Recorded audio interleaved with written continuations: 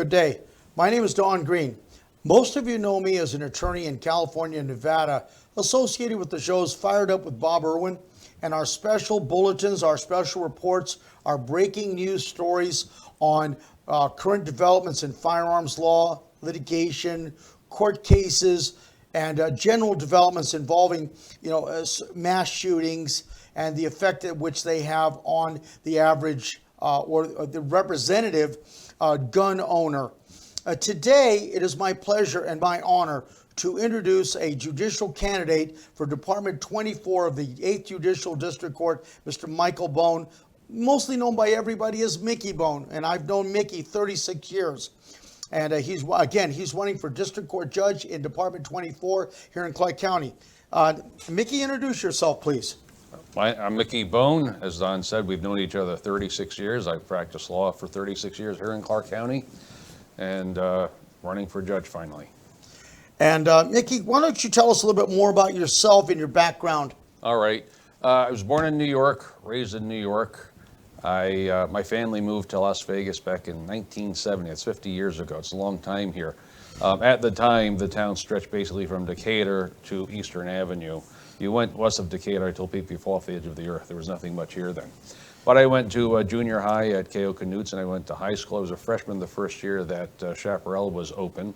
And I was a Boy Scout. I made Eagle Scout. I went out of state for college and law school. I went to Southwestern, where you went. I think you were a year before me. Yes. And I moved back here in 1984 in January.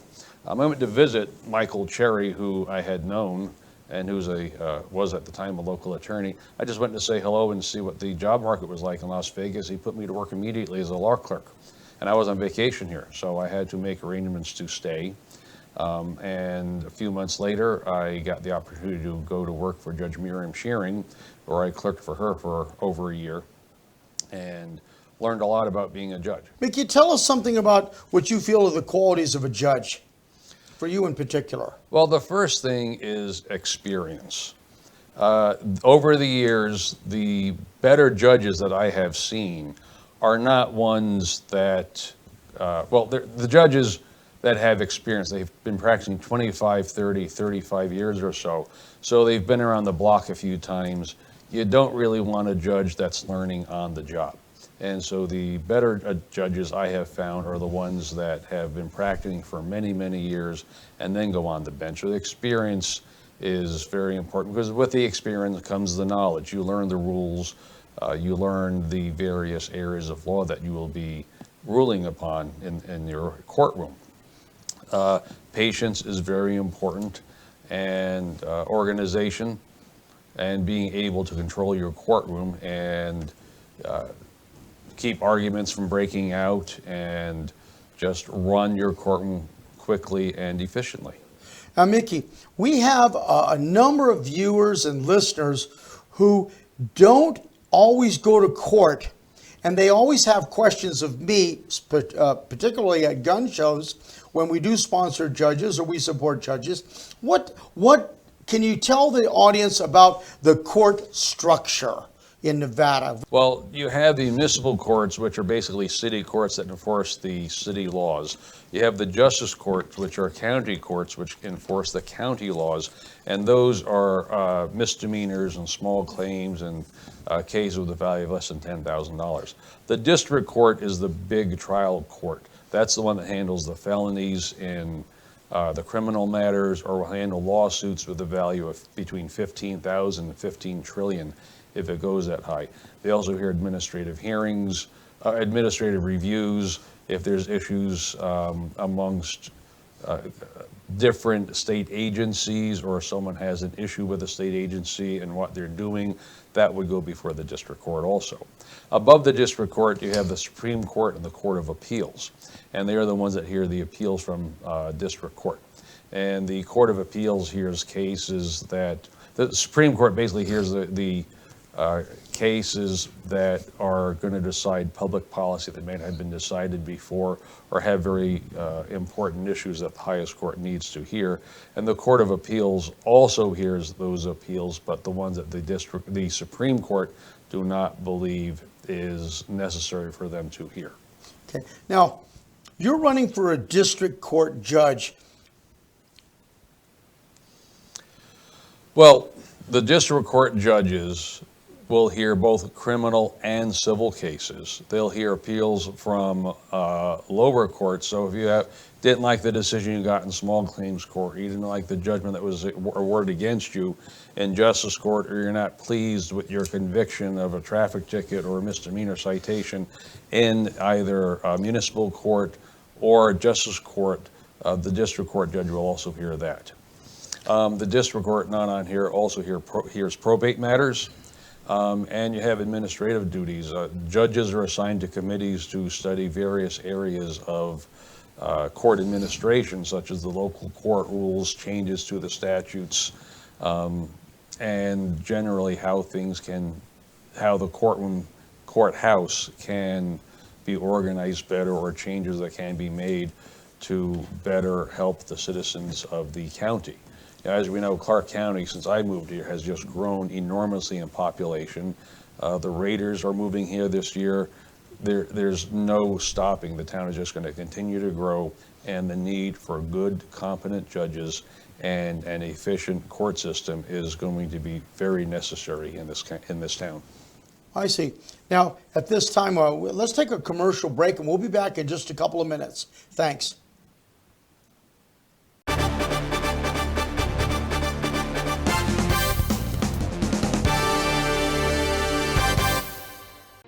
Hello, my name is Mickey Bohn. And I'm Chrissy Bohn. It will be my privilege to serve as your next judge in District Court Department 24. I have practiced law for 36 years, all in Clark County. In an office where experience is essential, I am the most experienced candidate. My courtroom will be fair, honest, and just. Vote for Mickey Bohn on your mail-in primary ballot, and thank you for your support. And remember, stay safe, everyone.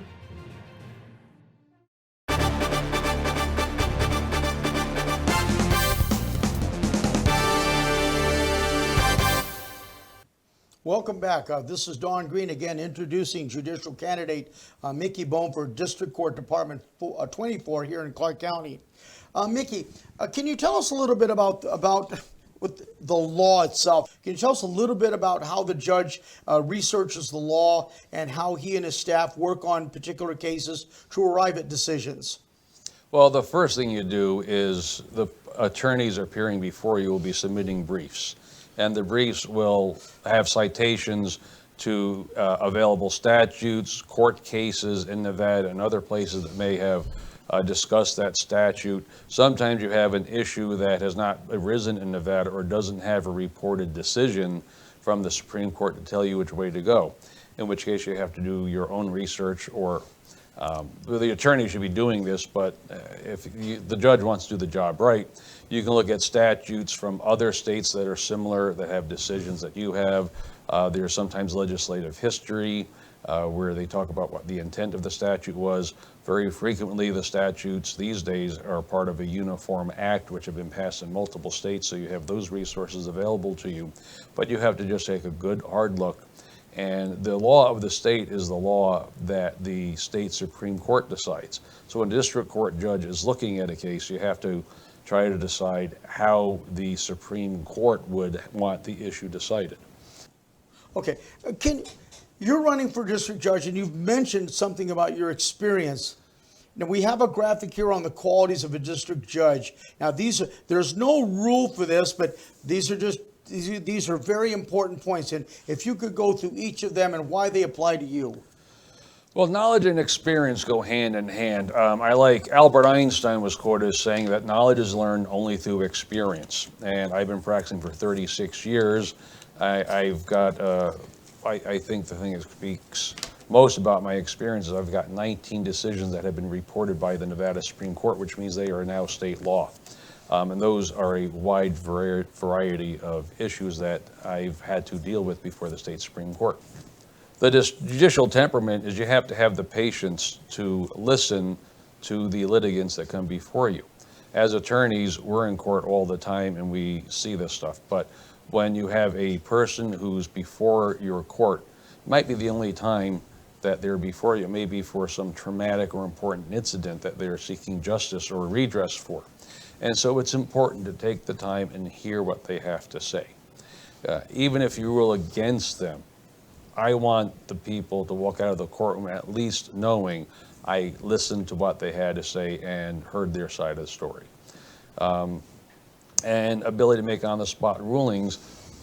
There's been problems over the years with judges who will say, I'm going to take a close look at this, bring the file back into their chambers, and wait months and months and months to make a decision. Issuing decisions should be done promptly. I'm not saying right on the bench. There may be situations where you do have to take a look at something, but to finally take a look and make a prompt decision is very important, because the old saying, justice delayed is justice denied, and litigation is not cheap, and the longer you wait, the more expensive it gets for the people. Now, as to on-the-spot rulings, Mickey, isn't it true that in a jury trial or in trials in general, when one of the attorneys makes an objection based on hearsay, the best evidence rule, that this has been asked and answered, and then there's the response. As the judge, is it your duty to make that decision right then and there? And how does your experience apply to that? Well, again, yes, in trial you have to make those decisions right there on the spot. You have the jury sitting there, you have the party sitting there, you have the attorney sitting there. And if you ask a question which one side feels is improper, it's the judge's duty to determine if the question is proper or not. So yes, you do have to make those on-the-spot decisions at that time. And the experience is, I've been in over 100 trials. Some of the cases I've dealt with before the Supreme Court have to deal with trial evidence and privileges. So I'm familiar with all these issues. I'm not saying I know everything. I don't think there's a judge on the bench that knows everything, but I have a very well-rounded, wide background in many different areas of law, which will enable me to make the correct decisions. I see. And if we can take a quick break now, and we'll be right back.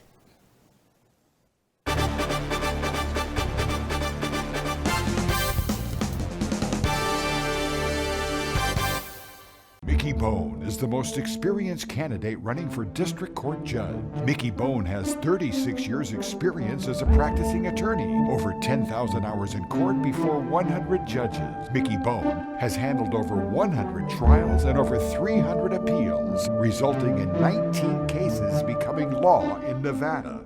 I'm Mickey Bohn. Thank you for your vote in this primary election. And remember, experience matters.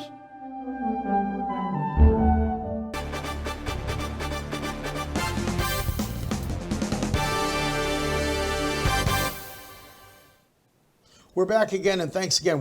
We're here today introducing Mr. Mickey Bohn, who's running for District Court Department 24 here in Clark County. And in this segment, we're going to focus in on some of the particular things that Mr. Bohn would like to see for the courts itself. What would you do concerning improving or something to do with court hearings? What would you do?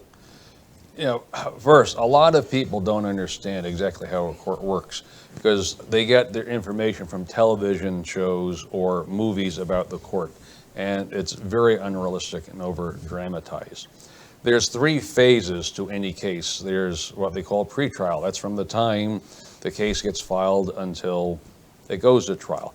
And there you have motions to dismiss, motions for summary judgment, evidentiary hearings, these kind of things. And it's in those hearings where the experience of the judge is very important, because the rulings that a judge makes in these pretrial matters will determine if a case gets settled and the terms it gets settled. Most people don't realize that over 90% of the cases that get filed never go to trial because they get settled, in part because of the decisions that a judge makes beforehand. It's in this motion calendar, most judges, the first hour or so of the day, they will line up these hearings, and these hearings can take just a couple minutes. They can take 30, 40, 50 minutes, or even longer, in which case they are oftentimes get rescheduled. But as far as efficiency is concerned, it would be my goal to try to develop a system, an app, or a live stream of sorts. Because very frequently, I know I've seen you go from courtroom to courtroom, and I've done that many times. You're due to speak at 9 o'clock or at the same time in front of 3 or 4 different judges. You have to get there early, check in with each courtroom. Then, depending on what you see in the courtroom and the number of cases the judge has, where you're going to sit first and hope you get called quickly, then move on to the next one and move. It's happened to me many times where a bailiff from another courtroom will walk into court and say the judge wants to see you now because they're ready. So it would be nice if we can develop some sort of app for a phone where attorneys can check to see how a particular judge's calendar is moving along that morning, how many cases they've heard, how many cases they have left, so they can make a determination as to where to go and how to get there. Now, in many courts, in many civil cases, we have what are known as proper person, or let's say indigent parties, whether they're suing or being sued. We have that on the graphic. And how would you deal with those, or how would you improve this particular type of party? How would you improve this particular party's litigation and his or her court papers? Well, very frequently, I like to tell people, when you're driving down the street, half the billboards you see are for personal injury attorneys. The commercials on TV, they're for personal injury attorneys. Those are cases that are taken on a contingency where the client doesn't have to shell out the money.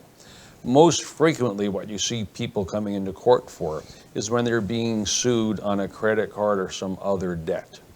And they may have fallen on hard times, they don't have the money to pay, they don't know what to do, and they're looking for help. The court has a mediation system. And a mediator, and the mediators are either retired judges or already sitting judges that will hear independent cases. I would like to set up a mandatory mediation for the people who are representing themselves for a number of reasons. People think if they're not working, if they can't afford it, or they didn't like what they bought, they don't have to pay for it, and that's not how it is. If they go for a mediation before a sitting judge, they can, if they go in front of a retired judge or an already sitting judge, that judge can give them legal advice. They can say, this is what's going to happen to you if you don't settle this case. The other thing that can happen is, if the case just moves forward, the credit card company, the collection company gets a judgment, and these people wind up having their paycheck garnished. Part of the mediation is they can set up a payment plan on terms that they can afford so they can have the least amount of disruption in their life. The other type of indigent or proper person you have, and it's not uncommon, is you have what I call vexatious litigants. That's another one of the cases I had in front of the Supreme Court. There are people who think that the courthouse is just a different playground. They like to play games with the attorneys, they like to play games with the judges, they think they're as smart or smarter than them, and think they can do things in court that they're not supposed to do. And these are people who are just taking up time and costing money. And that's why I want to have those cases sent to mediation so that they can get settled relatively quickly and get moved out of the court system. Now, we have that system in small claims court where there's a mandatory mediation. So this would be something which would go into the district court system where the litigants are seeking higher fee, they're seeking more serious monetary judgments in excess of 15, 20, 25,000, or even $1 billion. So you would transfer kind of like that system into the district court system. Well, the district court civil division does have, actually they have two different settlement mediation systems. They have one which current sitting judges will hear it. There's one particular judge in Department 30 who arranges those. They find a sitting judge who has time to hear a mediation. They also have the senior judge department. These are judges that are retired. They've already sat on the bench for more than 6 years. They filled out more than one term. It could be a district court judge. It could be a Supreme Court justice that has retired, and they will hear these. And my idea is to have these people more involved in the mediation process so that the indigent persons or proper persons can get some advice and input on the validity of their case, their defenses, what the outcome would likely be at the end, and they'll be able to settle the case on, the old joke is that a good settlement is one where neither side is happy because both sides give something up and everyone thinks they are not getting enough or they gave up too much. But when you don't have the money for an attorney and someone's just chasing you for a debt that you've incurred, it's the best way to have it resolved. Thank you. Now, Mickey, today we are in the midst of a pandemic with COVID-19 and coronavirus. On what is going on with the courts, and how do you see the effect of this coronavirus COVID-19 on the court system as we are right now in Clark County? Well, the first thing on the list, well, first of all, there are no trials going on, at least in the civil side of the courthouse. All the trials have been postponed. The governor has stayed them. So if there are any time issues or time limitation getting a trial, the governor's issued stay takes care of that. But the teleconferencing is making court appearances either by telephone or very frequently Zoom. Just this last week, I did an oral argument for the Ninth Circuit Court of Appeals sitting out of Pasadena by Zoom. And the three judges, you can tell they were sitting at their homes, and myself and the other attorney were sitting at our homes, and we did it by Zoom. Social distancing is going to be a problem at the courthouse that we have because we have it's a 17-story courthouse with courtrooms virtually on every floor, and there's escalators only go to the third floor, but it's very common, you've been there, where you have to stand in line, and it's a long line, and just get crowded like sardines into an elevator car to go up. I'm not looking forward to that, so I think the teleconferencing and phone conferencing will be going on a little bit more. They do have a court call system where you can actually stay at your desk at the office or stay at home and call into the court. That's been in use for a number of years, but I do see the court calling, the teleconferencing, the Zooming to be the future of litigation, at least for the near future. So you think that this practice which we have now, the court call, the teleconferencing, the video conferencing, is something that's here to stay as far as court hearings or minor court hearing, or excuse me, pre-trial court hearings are concerned? Yeah, you can't conduct a trial by teleconferencing, but the other hearings where a judge is reading papers and the attorneys are talking off those papers, phone appearances have been going on for at least a decade, and I just see them being used a lot more in the future. I see. Now, again, Mickey Bohn is running for District Court Judge in Department 24 in Clark County, Nevada. Mickey, can you give us some final? Can we see that 1984 graphic on Michael Bohn there? That's Mickey, as I remember him 36 years ago, and here he is today. Mickey, can you give us some final thoughts on your candidacy as a District Court Judge? Well, that was about the time I first met you. That was taken late '84, I do believe, which is about the time that you and I met.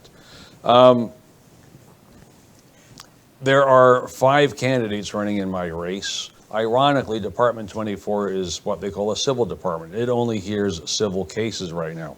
That doesn't mean things in the future can get moved around, but people only read in the paper or on the news the criminal cases that go on. Ironically, there are only 3 judges in court that sit full-time only hearing criminal cases. However, there are 6 judges that hear nothing but civil cases. There are a lot of civil cases being filed all the time. Again, the TV commercials and the advertisements are for personal injury and other type cases, which are civil cases. 3 of the candidates in my race have strictly a criminal background. There's a former public defender, there's a current public defender, and there's a current district attorney. They don't have experience in the civil law. And it's important to have that experience. Again, I've been practicing for 36 years. I've got 19 decisions which the Nevada Supreme Court has published and made state law, a wide variety of issues.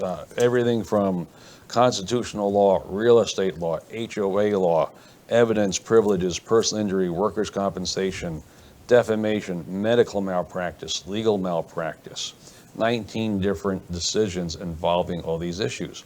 Now, the majority of my practice has always been in real estate law, and what's ironic to me is that there, of the 32 judges in state court right now in Clark County, not one of them has a background in real estate law. And we look at how many real estate agents there are and how the town is growing on land, which requires financing and construction and everything associated with real estate. We really need more judges on the bench who have a real estate background, and I'm that judge. Okay, thank you. And you and I have worked on construction cases together and Yes. breach of contract cases over the years, although the emphasis of my practice is criminal defense. And so I would encourage, and I fully support Mickey Bohn, who I've known for many, many years. And can you give them your website, Mickey? And I think there'll be a graphic on this. There we go. And if you could just say what it is. It's Bohn, and Bohn is spelled BOHN4judge.com.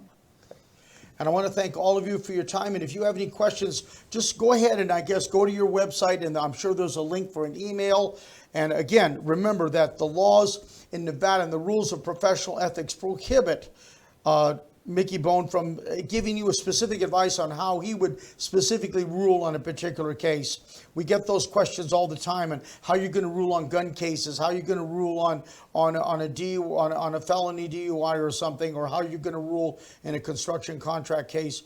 So again, one last final thought, Mickey. Okay. I was going to say, I get those questions a lot, and I have to tell people it's a weasel answer, but it's an answer that I'm required to give. I cannot, the only judges and judicial candidates cannot opine on any political issue. We can only campaign based upon our experience and qualifications for judge. In Department 24, I practiced for 36 years. The other candidates have practiced for between 13 and 17 years. I've got 19 years on the next closest candidate with experience. And what I tell people all the time is, think about yourself and what you know today, and think about how much you learned over the last 10 years, and think about what you learned over the last 17 years. That's the difference between me and the other candidate. If you contact me and say, how will you rule on this or that or the other thing, I'll say, the only thing I can say is I will apply the law and the facts as I see them and make a fair and honest ruling then. Okay, and thank you so much for today, Mickey Bohn, candidate for District Court Judge in Department 24. We want to thank all of our viewers and our listeners. And again, visit Mr. Bohn's website at, I believe it's Bohn4judge.com. Bohn4judge.com. Yes. And thank you for having me, Don. Thank you again. You're welcome.